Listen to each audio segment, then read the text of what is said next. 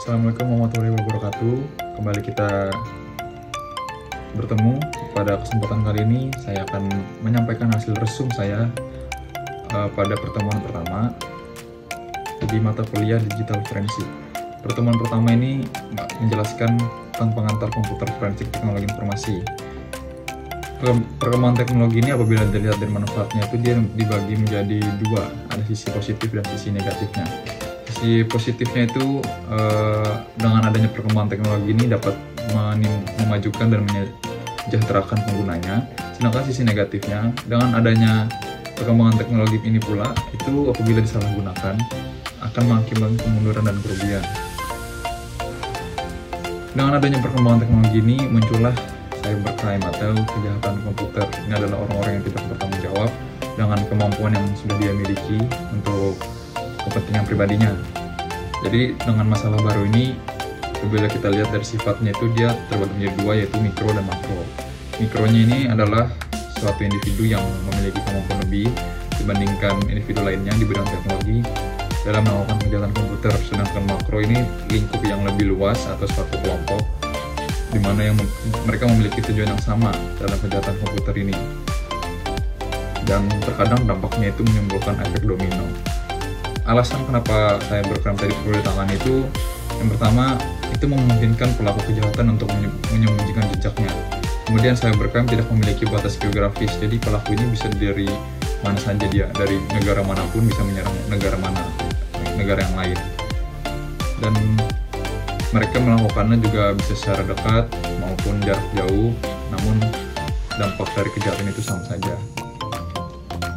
Kita harus tahu dalam penanganan kejahatan ini ada namanya forensik digital tadi. Yang kita harus ketahui forensik itu dimana merupakan proses ilmiah dalam mengumpulkan, menganalisa dan menghadirkan berbagai bukti dalam sidang pengadilan terkait adanya suatu kasus hukum. Sedangkan forensik komputer itu sendiri merupakan proses mengidentifikasi, memelihara, menganalisa dan menggunakan bukti digital menurut hukum yang berlaku. Dalam mengumpulkan dan menganalisa data itu dia bisa dari sumber dari komputer yang diantaranya pertama itu dari sistem komputer, jaringan komputer, jalur komunikasi, media penyimpanan, aplikasi dan aplikasi komputer. Forensik komputer itu sendiri merupakan gabungan dari keilmuan hukum dan komputer. Jadi ada istilahnya namanya data elektronik. Itu dia merupakan bukti digital lah, dan bisa berupa dokumen, informasi keuangan, email, job schedule, log, transkripsi voicemail, gambar, dan sertifikat digital. Masih banyak lagi. Bukti digital itu sendiri merupakan suatu informasi. Dia formatnya sesuai dengan namanya digital. Bisa berupa bukti yang real maupun abstrak. Kalau misalkan yang abstrak ini dia datanya itu harus diolah terlebih dahulu sebelum menjadi bukti yang real. Kebutuhan komputer forensik itu yang pertama ada keperluan investigasi tindak kriminal dan perkara pelanggaran. Kemudian rekonstruksi duduk perkara insiden keamanan komputer, ada upaya pemulihan akan kerusakan sistem, troubleshooting yang melibatkan hardware dan software, keperluan memahami sistem atau berbagai perangkat digital dengan lebih baik. Dan contoh hukum yang berkaitan dengan kejahatan komputer di sini ada Economic Espionage Act 1996, ada The Electronic Communications Privacy Act 1986, ada The Computer Security Act 1987, Undang-Undang Nomor 11 Tahun 2008, SKBI Nomor 27 tahun 31 Maret tahun 1995, dan Undang-Undang Nomor 8 Tahun 1999. Itulah beberapa contohnya. Dan spesifikasi untuk komputer forensik ini pertama itu ada forensik disk, forensik sistem, forensik jaringan komputer, forensik internet. Untuk penerapan komputer forensik itu sendiri adalah prinsip yang pertama. Jadi kita harus ada prinsip bahwa keahlian dan pengalaman itu jauh lebih penting dibandingkan tools yang kita gunakan. Kedua, kebijakan. Mempertimbangkan kebijakan dalam melakukan investigasi komputer forensik. Yang ketiga, ada prosedur dan metode, yaitu membuat prosedur dan metode terhadap peralatan dan dapat mengumpulkan bukti elektronik. Itu adalah hasil resum saya untuk pertemuan pertama. Kembali lagi kita akan masuk ke pertemuan kedua, yang mana pertemuan kedua ini membahas soal profesi ahli forensik teknologi informasi. Meningkatnya kejahatan di bidang teknologi informasi menyebabkan profesi yang berkaitan dengan pemberantasan kejahatan komputer dibutuhkan. Jadi seorang analisis forensik membantu penegak hukum atau pimpinan keamanan perusahaan. Tidak ada perbedaan antara programmer dan ahli komputer forensik. Kalau programmer itu dia bekerja melawan diri sendiri dan mencoba memperbaiki permasalahan yang dibuat oleh programmer itu sendiri. Sedangkan ahli komputer forensik, dia bekerja menyelesaikan kejahatan komputer dan melawan seorang programmer yang tidak bertanggung jawab, biasanya hacker. Keahlian komputer forensik dan pihak yang membutuhkannya. Jaksa penuntut, yang pertama, dia mempergunakan barang bukti komputer dalam kejahatan yang bermacam-macam seperti buat bius, pornografi anak, pembunuhan, dan penggelapan keuangan. Kemudian yang kedua itu ada detektif swasta. Dia bisa mempergunakan rekaman pada sistem komputer untuk melacak kasus penggelapan, perceraian, diskriminasi, dan pelecehan. Kemudian yang ketiga ada perusahaan asuransi. Bisa mengurangi biaya dan dengan bukti komputer yang menyatakan kemungkinan penggelapan pada insiden, kebakaran, atau kompensasi pekerja. Yang keempat ada perusahaan, di mana dia menyewa ahli komputer forensik untuk menentukan bukti yang berkaitan dengan pelecehan seksual, penipuan, pencurian rahasia dagang, dan informasi rahasia internal lainnya. Kemudian petugas penegak hukum sering memerlukan bantuan dalam persiapan penggeledahan dan penyitaan perangkat komputer. Dan terakhir, perorangan. Kadang dia menyewa ahli komputer forensik untuk mendukung klaim pemutusan kerja, pelecehan seksual, atau diskriminasi umur. Poin yang berikutnya kita masuk ke pengetahuan yang diperlukan oleh ahli forensik. Yang pertama itu dasar-dasar hardware dan memahami cara sistem operasi bekerja, mengetahui cara menemukan partisi drive, hidden partition, dan tabel partisi pada sistem operasi yang berbeda. Yang ketiga, memahami master boot record dan drive geometry. Yang keempat, memahami hide, delete, recover file, dan directory, serta bisa memahami bagaimana tool, forensik, dan sistem operasi yang berbeda bekerja. Yang terakhir, mengenali header dan extension file yang memungkinkan berkaitan dengan file tertentu. Selanjutnya, aktivitas penyelidik forensik. Yang pertama itu ada perlindungan sistem komputer selama pengujian forensik. Yang kedua, temukan semua file pada sistem. Yang ketiga, recovering file terhapus bisa mungkin. Kemudian yang keempat, ambil isi file hidden, file temporary, atau swap. Yang kelima, lakukan akses isi dari file yang terproteksi atau transkripsi. Yang keenam, analisa semua data yang relevan pada areal spesial di disk. Yang ketujuh, cetak semua analisis keseluruhan dari sistem komputer. Yang kesembilan, berikan konsultasi ahli dan kesaksian yang diperlukan. Sertifikasi ahli forensik. Yang pertama itu ada NCASE Certified Examiner Program. Yang kedua ada Computer Forensic External Certification. Yang ketiga ada GCFA dan GCIAC Certified Forensics Analyst. Q/FE Qualified Forensic Expert. Kemudian ada True Secure ICSA Certified Security Associate. Selanjutnya ada CCE atau Certified Computer Examiner. Yang terakhir ada Computer Forensic Training Online. 1, 2, 3. Selanjutnya kita akan masuk ke pertemuan ketiga, di mana pertemuan ketiga ini membahas tentang Undang-Undang Informasi dan Transaksi Elektronik. Sebelumnya kita harus mengetahui dulu definisi dari informasi elektronik, yaitu satu atas pengumpulan data elektronik termasuk tulisan, suara, gambar, peta, rancangan, foto, electronic data interchange, surat elektronik, telegram, telex, telekopi atau simbol, atau perforasi yang dapat dipahami oleh orang yang mampu memahaminya. Sedangkan transaksi elektronik itu adalah perbuatan hukum yang dilakukan dengan menggunakan komputer, jaringan komputer, dan atau media elektronik lainnya.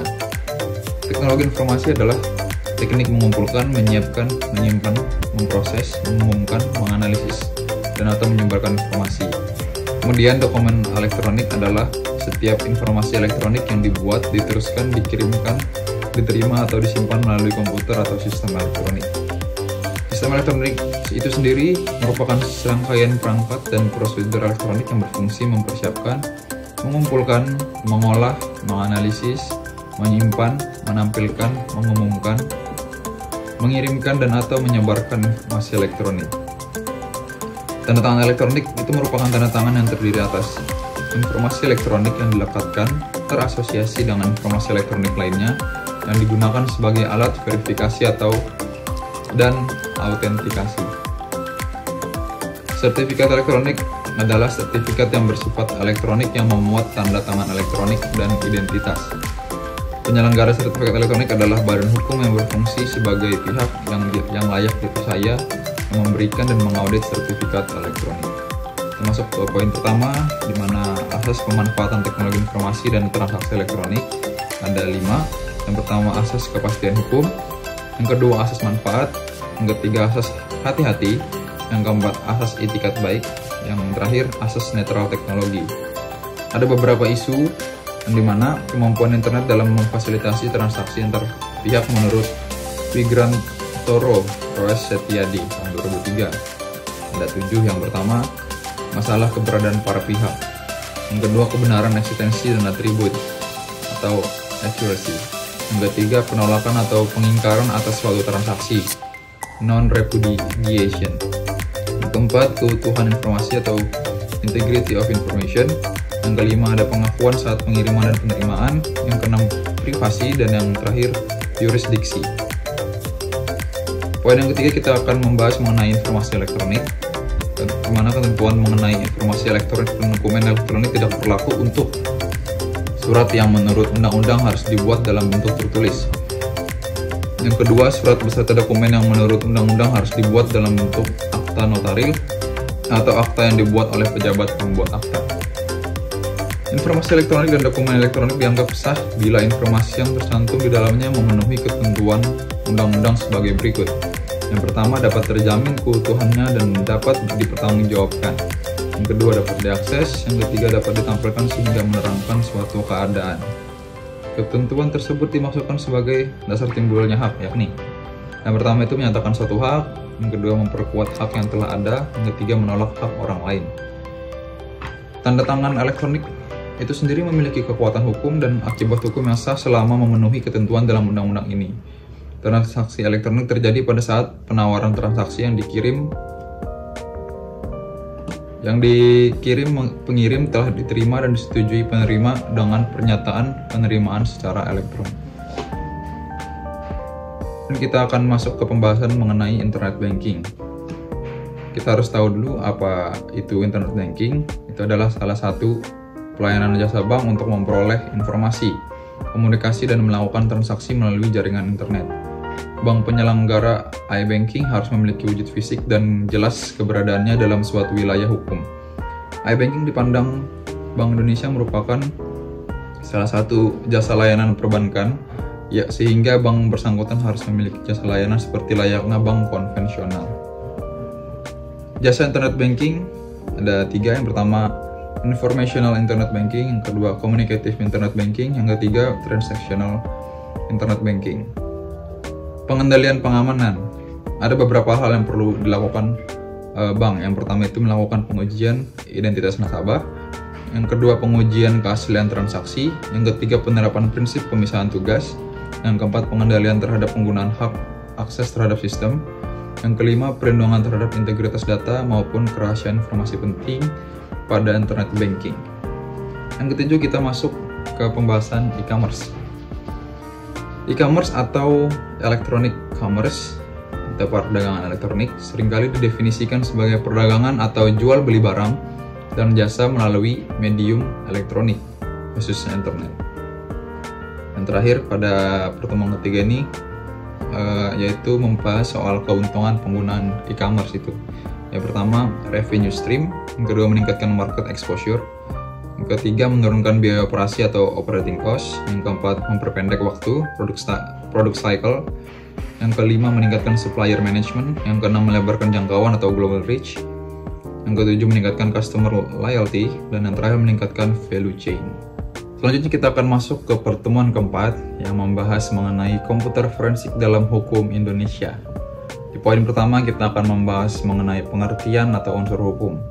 Hukum memiliki beberapa unsur. Yang pertama ada aturan tentang tingkah laku masyarakat. Yang kedua dibuat oleh yang berwajib atau berwenang. Yang ketiga berisi perintah dan larangan. Yang keempat terhadap pelanggaran ada sanksi yang tegas. Tujuan hukum itu adalah menjamin adanya kepastian hukum dalam masyarakat yang bersendikan keadilan. Poin kedua kita membahas mengenai kategori hukum yang menurut isinya. Yang pertama itu hukum privat atau hukum sipil, yang kedua hukum publik atau hukum negara. Hukum menurut cara mempertahankannya, yang pertama hukum material, yang kedua hukum formal atau hukum proses atau hukum acara. Forensik teknologi informasi dikategorikan sebagai bagian dari hukum acara pidana. Hal-hal yang perlu diperhatikan dalam penanggulangan cybercrime dengan hukum pidana yaitu yang pertama ada materi atau substansi, yang kedua kebijakan formulasi. Kebijakan hukum pidana yang pertama itu ada kriminalisasi, merupakan suatu kebijakan dalam menetapkan yang awalnya bukan tindak pidana menjadi suatu tindak pidana.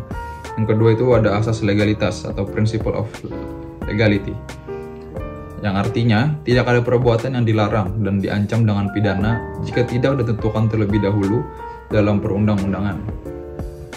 Poin yang ketiga, asas berlakunya hukum pidana menurut tempatnya yang terdapat pada pasal 2 ayat sampai 9 KUHP. Yang pertama asas teritorial, yang kedua asas nasional aktif, yang ketiga asas nasional pasif, dan yang terakhir asas universal. Poin terakhir pada pertemuan keempat ini yaitu membahas mengenai kebijakan formulasi terhadap tindak pidana mayantara. Yang kedua itu kejahatan biasa diatur dalam KUHP, dan yang kedua kejahatan baru. Kita masuk ke pertemuan kelima yang membahas soal standar metodologi komputer forensik. Di masa sekarang, kebutuhan akan ahli komputer forensik menjadi penting untuk menegak hukum, pemerintah, perusahaan, dan individu. Jadi, dibutuhkan suatu standar metodologi yang pasti dalam analisis dan penyelidikan forensik komputer. Dan menurut David Morrow, mengikuti metode standar merupakan hal penting demi kesuksesan dan efektivitas komputer forensik. Kita akan masuk ke yang pertama, yaitu cakupan standar metodologi. Yang pertama ada pendefinisian, yang kedua prinsip, yang ketiga proses dan metode, yang keempat hasil, yang kelima bahasa. Poin kedua standar komputer forensik, yang dimana yang pertama itu ada identifikasi subjek, yang kedua memperbaiki komputer, yang ketiga mengungkapkan jalur komunikasi, yang keempat permintaan investigasi, yang kelima pengumpulan digital evidence lainnya. Poin ketiga panduan untuk keprofesian. Yang pertama, pengujian komputer forensik harus dilakukan secara menyeluruh. Yang kedua, media pengujian harus disterilisasi. Yang ketiga, image bit dari media asli harus dibuat dan untuk dianalisa. Yang keempat, integritas dari media asli harus dipelihara selama penyelidikan. Yang poin keempat, syarat pengujian forensik. The International Association of Computer Investigative Specialists atau IACIS memberikan 3 syarat pengujian komputer forensik. Yang pertama itu penggunaan media forensik yang steril. Yang kedua, pengujian harus mempertahankan integritas media asli. Yang ketiga, print out dan copy data hasil pengujian harus ditandai, dikenali, dan disertakan. Poin kelima, hal-hal yang diperlukan. Yang pertama itu peralatan dan keahlian harus sinkron dengan penegak hukum. Yang kedua, dibutuhkan dokumentasi dan rangkaian penanganan barang bukti serta cukup banyak variabel dalam kasus forensik. Poin keenam yaitu kemampuan penyelidik, di mana aspek untuk meningkatkan kemampuan penyelidik itu ada beberapa cara. Yang pertama, lakukan pemeriksaan ulang dengan tool yang berbeda. Yang kedua, tetap berusaha objektif selama penyelidikan. Yang ketiga, meyakinkan langkah agar disetujui pihak manajemen dan hukum. Yang keempat, kaitkan barang bukti dengan hardware tertentu. Yang kelima, membuat log tertulis selama penyelidikan, yaitu harus logis dan akurat tentunya. Yang keenam, menggunakan capture full screen. Yang ketujuh, backup barang bukti. Yang kedelapan, kumpulkan barang bukti pada tempat terpisah. Poin ketujuh, kita membahas kebijakan dan prosedur. Yang pertama, personal. Yang kedua, pertimbangan administratif. Yang ketiga, permintaan layanan. Yang keempat, manajerial kasus. Yang kelima, pemrosesan kasus. Yang 6. Mengembangkan prosedur teknikal. Poin ke-8, pertimbangan administratif, di mana pertimbangan administratif yang diperlukan itu ada 3, yaitu software, ketersediaan sumber daya, dan yang terakhir pelatihan. Poin ke-9 membahas manajerial kasus, membuat prioritas tertentu dengan mempertimbangkan faktor. Yang pertama, tidak kriminal. Yang kedua, tanggal persidangan. Yang ketiga, batas waktu. Yang keempat, pertimbangan hukum. Yang kelima, ketersediaan sumber daya. Yang keenam, korban potensial. Dan yang terakhir, volatile dan non-volatile evidence. Poin terakhir, mengembangkan prosedur teknikal. Langkah-langkah pengembangan dan menilai kelayakan suatu prosedur. Yang pertama, identifikasi tugas dan masalah. Yang kedua, mengajukan solusi. Yang ketiga, pengetesan setiap solusi pada sampel. Yang keempat, evaluasi hasil pengetesan. Dan yang terakhir, menyempurnakan prosedur. Selanjutnya kita masuk ke pertemuan ke-6, membahas mengenai hukum pembuktian kejahatan TI. Hukum pembuktian itu sendiri merupakan hukum acara pidana yang mengatur macam-macam alat bukti yang sah menurut hukum, sistem yang dianut, syarat-syarat, dan tata cara mengajukan bukti. Sumber hukum pembuktian itu terdapat pada undang-undang, yaitu Undang-Undang Nomor 8 Tahun 1981 tentang hukum acara pidana atau KUHAP. Yang kedua, doktrin atau ajaran. Yang ketiga, jurisprudensi. Alat bukti adalah segala sesuatu yang dapat dipergunakan sebagai bahan pembuktian guna menimbulkan keyakinan hakim atas kebenaran adanya suatu tindak pidana yang telah dilakukan terdakwa. Sedangkan sistem pembuktian itu sendiri adalah pengaturan macam-macam alat bukti yang boleh dipergunakan, penguraian alat bukti, dan dengan cara-cara bagaimana alat bukti tersebut dipergunakan, dan dengan cara bagaimana hakim harus membentuk keyakinannya. Kita masuk ke poin pertama, tujuan dan guna pembuktian. Yang pertama, bagi penuntut umum, usaha untuk meyakinkan hakim berdasarkan alat bukti yang ada agar menyatakan seorang terdakwa bersalah sesuai dengan surat atau catatan dakwaan. Yang kedua, bagi terdakwa atau penasihat hukum, di mana penjelasannya usaha sebaliknya untuk meyakinkan hakim berdasarkan alat bukti yang ada agar terdakwa dibebaskan dari tuntutan hukum atau meringankan pidananya. Yang ketiga, bagi hakim, dengan adanya alat-alat bukti yang ada dalam persidangan, baik yang berasal dari penuntut umum atau penasihat hukum atau terdakwa, dibuat dasar untuk membuat keputusan. Poin kedua, alat bukti. Alat bukti menurut Undang-Undang Informasi dan Transaksi Elektronik. Pertama, pasal 5 ayat 1 dan 2 Undang-Undang ITE, di mana berbunyi, informasi elektronik dan atau dokumen elektronik dan atau hasil cetaknya merupakan alat bukti hukum yang sah. Pada pasal 44 Undang-Undang ITE berbunyi, alat bukti penyidikan, penuntutan, dan pemeriksaan di pengadilan sebagai berikut. Yang pertama, alat bukti sebagaimana dimaksud dalam ketentuan perundang-undangan, dan alat bukti lain berupa informasi elektronik dan atau dokumen elektronik. Poin ketiga, sumber bukti digital. 3 kategori besar sumber bukti digital, yaitu Open Computer System, yang kedua Communication Systems, dan yang terakhir Embedded Computer Systems. Poin keempat, bersalah atau tidak. Dasar pembenaran seseorang dapat dikatakan bersalah atau tidak melakukan tindak pidana, yaitu yang pertama, perbuatannya dapat dipersalahkan atas kekuatan undang-undang yang telah ada sebelumnya atau asas legalitas. Yang kedua, perbuatan tersebut didukung oleh kekuatan bukti yang sah, pembuktian. Ketiga, kepadanya dapat dipertanggungjawabkan atau unsur kesalahan. Alat bukti menurut KUHAP pasal 184.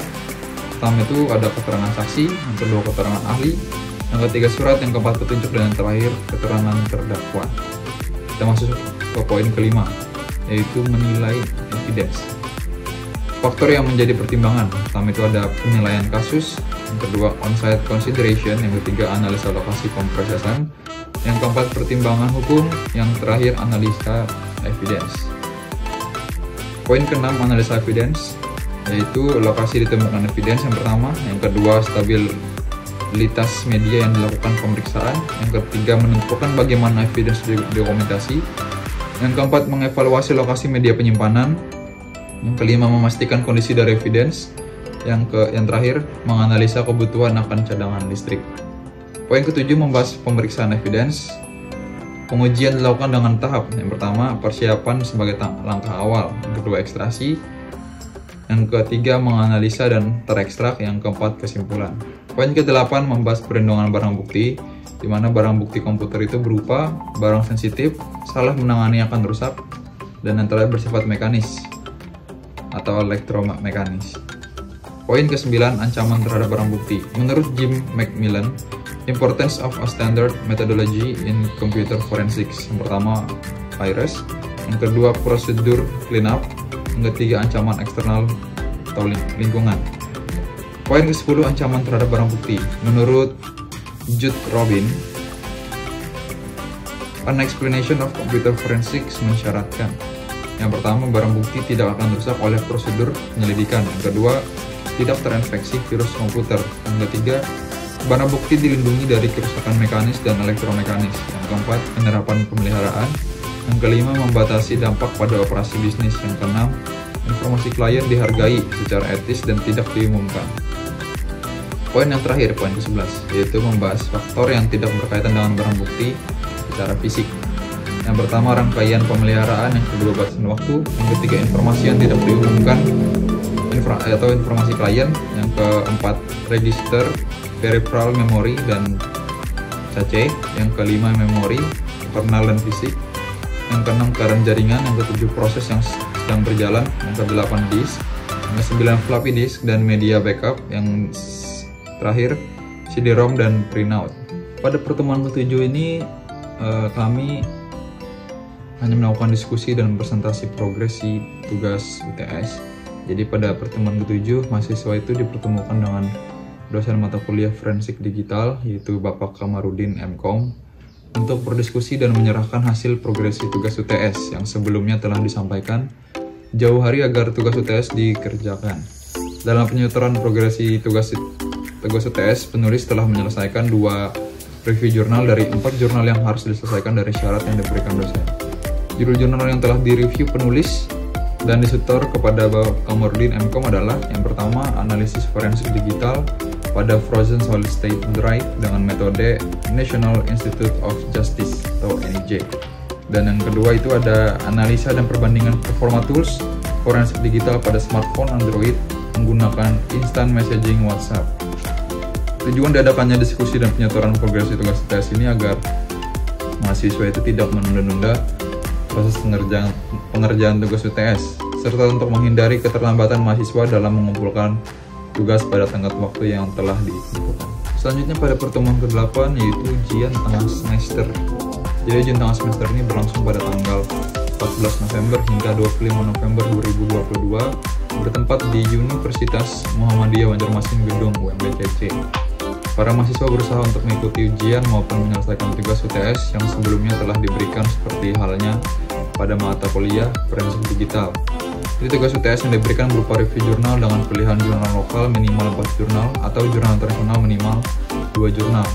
Hasil dari review jurnal akan dibuat menjadi laporan dan mempresentasikan hasil review melalui video dan diupload melalui YouTube. Setelah melakukan semua persyaratan, maka tugas dapat dikumpulkan melalui email Bapak Kamarudin MKom. Mahasiswa yang belum menyelesaikan tugas UTS setelah mengikuti penyetoran progresi tugas UTS harus menyelesaikan dan mengumpulkan tugas sebelum tenggat waktu, yaitu tanggal 25 November 2022 pada pukul 23.59 WITA.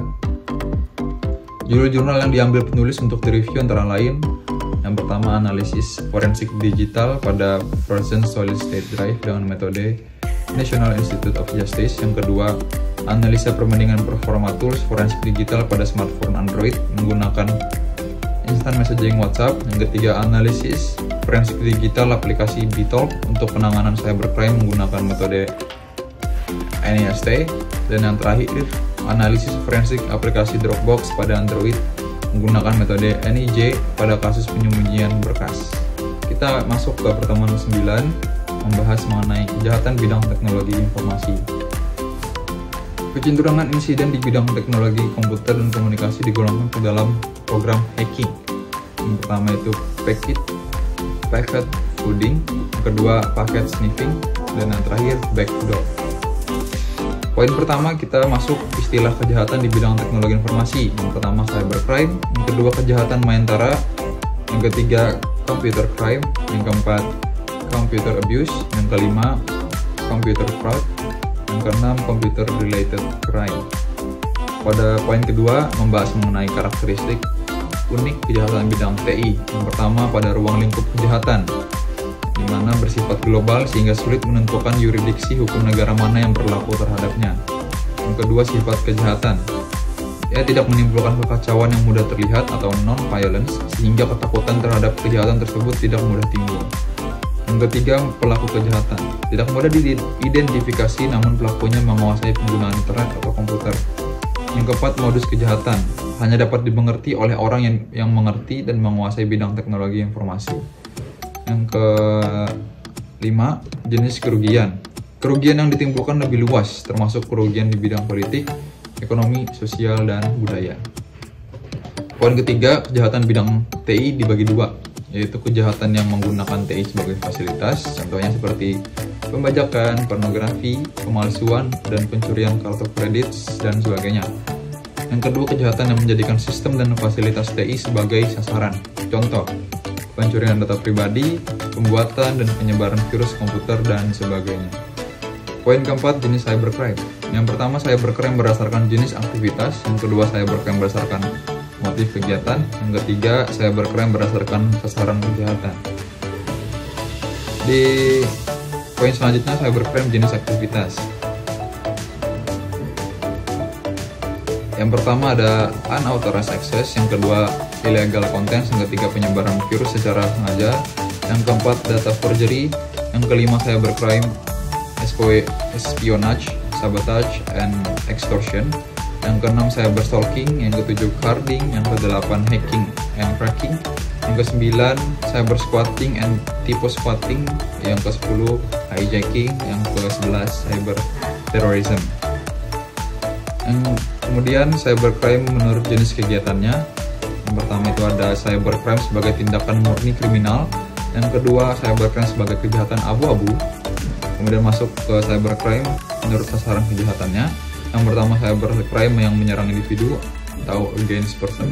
Yang kedua, cybercrime menyerang hak milik atau against property. Yang ketiga, cybercrime menyerang pemerintah atau against government. Kita masuk ke poin kelima, membahas menangani bagaimana penanggulangan cybercrime. Yang pertama itu pengamanan sistem, yang kedua penanggulangan global, yang ketiga perlunya cyber law, yang keempat perlunya dukungan lembaga khusus. Kemudian pada penanggulangan global ini ada beberapa poin. Yang pertama, melakukan modernisasi hukum pidana nasional dengan hukum acaranya yang diselaraskan dengan konvensi. Yang kedua, meningkatkan sistem pengamanan nasional sesuai standar internasional. Yang ketiga, meningkatkan pemahaman serta keahlian aparatur penegak hukum mengenai upaya pencegahan, investigasi, dan penuntutan perkara-perkara yang berhubungan cybercrime. Yang keempat, meningkatkan kesadaran warga negara mengenai masalah cybercrime, serta pentingnya mencegah kejahatan tersebut terjadi. Yang kelima, meningkatkan kerjasama antar negara melalui perjanjian ekstradisi dan mutual assistance treaties. Kita akan lanjut ke pertemuan ke-10 dan ke-11 yang membahas mengenai penanganan insiden forensik. Jenis insiden menurut The Information Security Management yaitu ada 5. Yang pertama, virus. Yang kedua, unauthorized access. Yang ketiga, pencurian atau kehilangan kepercayaan pada informasi. Yang keempat, serangan denial of service pada sistem.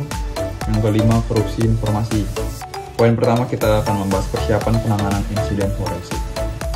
Pertama itu ada penggunaan beberapa tool untuk mencegah penyusupan dengan deteksi. Yang kedua, backup sistem. Yang ketiga, kebijakan password.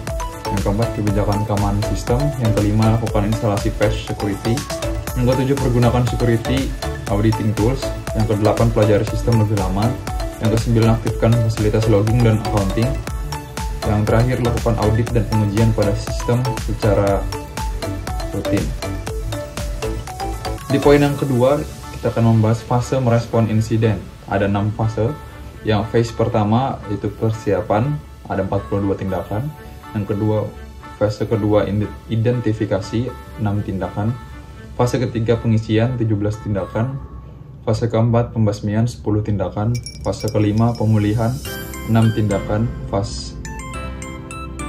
Dan fase yang terakhir, tindak lanjut 9 tindakan. Poin ketiga, emergency action card. Yang pertama itu kita harus tetap tenang sehingga terhindar dari kesalahan fatal. Kita harus membuat catatan yang baik dan relevan. Kita beritahu orang yang tepat dan carilah pertolongan. Tetapkan kebijakan orang-orang terpercaya yang boleh tahu. Gunakan jalur komunikasi terpisah dari sistem yang mengalami compromise. Kemudian kita harus isolasi masalah supaya tidak bertambah buruk. Buat backup sistem dan temukan sumber masalah. Kita kembali ke pekerjaan semula setelah backup terjamin dan lakukan restore sistem. Dan yang terakhir, belajar dari pengalaman. Di poin yang keempat, membahas mengenai panduan pemrosesan barang bukti. Ada 16. Yang pertama, kita harus shutdown komputer dan perlu dipertimbangkan kerusakan proses yang berjalan di background. Kedua, dokumentasikan konfigurasi hardware dari sistem. Ketiga, pindahkan sistem komputer ke lokasi yang aman. Yang keempat, buat backup disk dari hard disk dan floppy. Yang kelima, uji autentifikasi data dari semua penyimpanan. Yang keenam, dokumentasikan tanggal dan waktu yang berhubungan dengan file komputer. Yang ketujuh, buat daftar keyword pencarian. Yang kedelapan, evaluasi swap file. Yang kesembilan, evaluasi file slack dari dump memori yang terjadi selama file ditutup. Yang ke-10, evaluasi unallocated space atau erase file. Yang ke-11, pencarian keyword pada file slack dan unallocated space. Yang ke-12, dokumentasikan nama file, atribut tanggal dan file. Yang ke-13, identifikasikan anomali file, program, dan storage. Yang ke-14, evaluasi fungsionalitas program untuk mengetahui kegunaannya. Yang ke-15, dokumentasikan temuan dan software yang dipergunakan. Dan yang terakhir, buat kopi dari software yang dipergunakan. Di poin kelima, yaitu membahas mengenai tahapan pemrosesan barang bukti. Yang pertama, persiapan. Yang kedua, snapshot. Yang ketiga, transport. Yang keempat, pengujian. Dan yang kelima, analisa. Poin terakhir di pertemuan ke-10 dan ke-11 ini adalah rangkaian kepercayaan. Pertama, shell. Yang kedua, comment. Yang ketiga, dynamic libraries. Yang keempat, device driver. Yang kelima, kernel. Yang keenam, controller. Dan yang terakhir, hardware. Pertemuan ke-12 membahas mengenai investigasi kasus TI. Di poin pertama, prosedur forensik yang biasa dilakukan investigator. Yang pertama itu membuat copies dari keseluruhan data yang dianggap perlu pada suatu media yang terpisah. Yang kedua, membuat fingerprint dari data secara matematis. Yang ketiga, membuat fingerprint dari copy secara matematis. Yang keempat, membuat suatu hashes master list. Yang kelima, dokumentasi yang baik dari segala sesuatu yang telah dikerjakan. Di poin kedua, batas-batas untuk investigator agar hipotesa sangat akurat. Yang pertama, jangan merubah bukti asli. Yang kedua, jangan mengeksekusi program pada bukti komputer, terutama operating sistemnya. Yang ketiga, tidak mengizinkan tersangka untuk berinteraksi dengan bukti komputer. Yang keempat, sesegera mungkin membackup bukti yang ada dalam komputer tersangka. Yang kelima, rekam seluruh aktivitas investigasi. Yang keenam, jika perlu, pindahkan bukti ke tempat penyimpanan yang lebih aman. Poin ketiga, pencarian informasi. Jika melakukan penggalian informasi lebih dalam ke saksi, gunakan wawancara interaktif. Yang kedua, jika memungkinkan, rekonstruksi dilakukan dengan atau tanpa tersangka, sehingga apa yang masih belum jelas dapat tergambar dalam rekonstruksi. Poin keempat, pembahasan mengenai data recovery. Definisinya itu adalah komponen penting untuk mengetahui apa yang telah terjadi, rekaman data, korespondensi, dan petunjuk lainnya. Poin kelima, pengelompokan analisa media, bertujuan untuk mengetahui aliran dan proses dalam media yang digunakan dalam kejahatan. Poin keenam, pembuatan laporan dalam analisa media. Ada 7. Yang pertama, tanggal dan waktu terjadinya pelanggaran hukum pada CPU. Yang kedua, tanggal dan waktu pada saat investigasi. Yang ketiga, permasalahan yang signifikan terjadi. Yang keempat, masa berlaku analisa laporan. Yang kelima, penemuan yang berharga yaitu bukti. Yang keenam, teknis khusus yang dibutuhkan atau yang digunakan. Yang ketujuh, bantuan pihak lain atau pihak ketiga. Pada poin yang ketujuh, yaitu lockout evidence, visual inspection, and inventory. Yang pertama, lockout seluruh komputer untuk dianalisa lebih lanjut. Yang kedua, jika ada media penyimpanan yang lain, diberi label khusus. Yang ketiga, inspeksi visual dilakukan dengan melakukan physical makeup. Yang keempat, buka casing CPU, identifikasi dan analisa sirkuit internal dan buat catatan. Yang kelima, beri rekomendasi apakah CPU bisa dijadikan barang bukti fisik atau tidak. Yang keenam, catat keseluruhan letak perangkat keras. Yang ketujuh, dokumentasikan dalam bentuk gambar sebelum dan sesudah identifikasi dan analisa. Poin terakhir, poin ke-8, jenis file system. Yang pertama pada MS-DOS dan Windows itu ada FAT12, FAT16, dan FAT32. Pada Windows, NTFS dan FPFS. Pada Linux OS itu ada XT2FS dan XT3FS. Pada macOS ada HFS dan HFS Plus. Yang kelima pada Unix ada UFS. Dan yang terakhir CD-ROM ada CDFS dan ISO 9660. 1, 2, 3. Selanjutnya kita masuk ke pertemuan ke-13, yaitu membahas mengenai keamanan dalam bidang TI. Keamanan dalam penggunaan komputer dan internet sangat tergantung minimal pada 3 pihak. Yang pertama, pengguna atau user. Yang kedua, fasilitator komputer, internet atau penyelenggara sistem elektronik. Yang ketiga, penyedia produk atau teknologi, yaitu perusahaan pembuat perangkat lunak. Kesadaran pengguna komputer mengenai keamanan merupakan hal terpenting karena pada akhirnya penggunalah biasanya yang menjadi korban. Dalam pembuatan password yang mudah ditebak, kemudian password yang dibuat terlalu singkat dan umum adalah salah satunya yang memungkinkan user menjadi korban tadi. Poin pertama, kita membahas soal phishing atau spoofing, yang dimana bertujuan untuk menipu pengguna seolah-olah membuka situs asli dari sebuah institusi, padahal situs itu palsu. Poin kedua, cara menghindari phishing. Yang pertama, ketik sendiri dengan benar dan teliti pada web browser. Yang kedua, periksa dahulu keaslian link situs tersebut. Yang ketiga, jika login pertama gagal, segera periksa halaman web sekarang dan sebelumnya. Jika terbukti palsu, segera ganti password. Jika terpaksa menggunakan internet fasilitas umum, waspadai indikasi penggunaan program penyadapan dalam komputer yang kita gunakan, misal keylogger, sniffing, maupun DNS. Di poin ketiga, program-program yang mengganggu keamanan itu, yang pertama ada adware, yang kedua spyware, yang ketiga worm, yang keempat trojan, dan yang kelima paling umum adalah virus. Poin keempat, bentuk serangan yang potensial mengancam keamanan. Yang pertama itu ada hacker lock, yang kedua warning message, yang ketiga deface site, yang keempat destroyed site. Dan poin terakhir pada pertemuan 13 ini yaitu pencegahan gangguan terhadap situs. Yang pertama, backup database, yang kedua update sistem, yang ketiga update web server ke versi terbaru, yang keempat update engine web yang ke versi terbaru, yang kelima jangan gunakan nama database yang default, yang keenam jangan gunakan username dan password default, yang ketujuh memasang firewall, yang kedelapan lakukan monitoring dan cek log secara berkala, yang kesembilan lakukan keamanan sistem intern dari pihak-pihak yang tidak berwenang. Kita masuk ke pertemuan ke-14, membahas mengenai tool forensik. Tool yang dipergunakan oleh ahli forensik harus bekerja baik dan tidak mengubah data.